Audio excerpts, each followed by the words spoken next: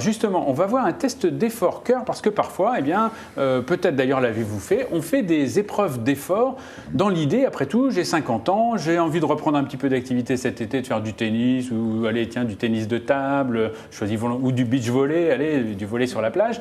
Je me dis, je vais vérifier un peu que mon cœur fonctionne bien, je vais faire une épreuve d'effort. Est-ce que vous pouvez nous expliquer un petit peu quel est l'intérêt de l'épreuve d'effort et quelles sont les limites peut-être? Bien sûr. Alors, il y a deux intérêts de l'épreuve d'effort. Il y a un intérêt diagnostique pour éventuellement diagnostiquer un problème coronarien, si vous avez des artères coronaires qui sont rétrécies, voire en passe d'être bouchées.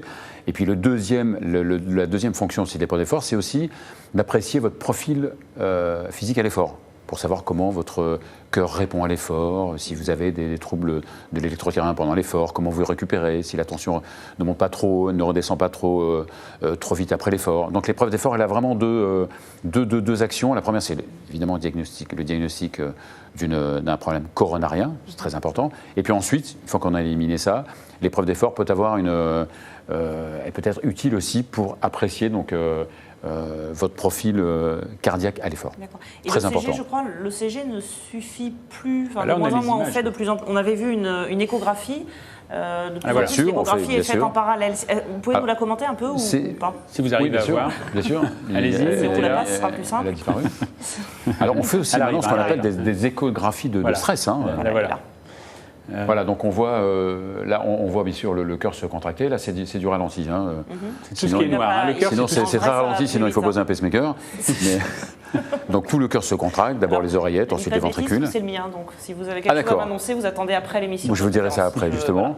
Donc, et ce qu'on regarde à l'échographie, c'est si le cœur, bien sûr, se contracte bien et surtout s'il se contracte de façon homogène. Parce que si vous avez une artère, voilà, surtout le ventricule gauche, hein, vraiment la cavité qui fait 80% du travail du cœur, c'est le ventricule gauche. Parce que le ventricule gauche doit envoyer le sang jusqu'aux orteils, tandis que le ventricule droit, lui, doit envoyer le sang à 2 cm au poumon. Donc, très paresseux, le ventricule droit. Voilà. Et donc, c'est important de savoir si une partie qui est mal vascularisée par une coronaire qui est rétrécie, elle va moins bien se contracter. Donc l'échographie et surtout l'électro et l'échographie de stress vont révéler donc, des problèmes qu'on ne voit pas au repos. D'accord. On a aussi une image d'ailleurs, un graphique plutôt, qui montre les effets du sport sur le cœur, parce que dans votre livre, vous insistez effectivement là-dessus.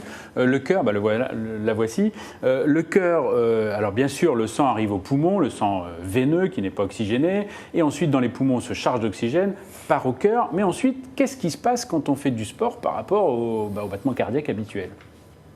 Les muscles ont besoin de recevoir plus d'oxygène, plus de sang, donc le cœur s'accélère. On est à 5 litres minute en principe. À peu près, voilà, tout à fait. Et évidemment, après, ça peut monter en fonction de votre capacité. Hein. On peut aller jusqu'à 25 litres chez les sportifs de haut niveau, des bicardiaques.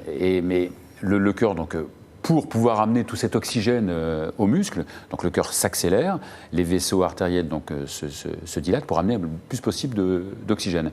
Et c'est pour ça que quand on fume, parfois on prend certains médicaments, donc ça peut gêner donc, cet afflux, cet apport d'oxygène vers les muscles, et ça peut entraîner ce que vous connaissez par des crampes, des courbatures, voire plus évidemment sur le plan cardiaque. Hein.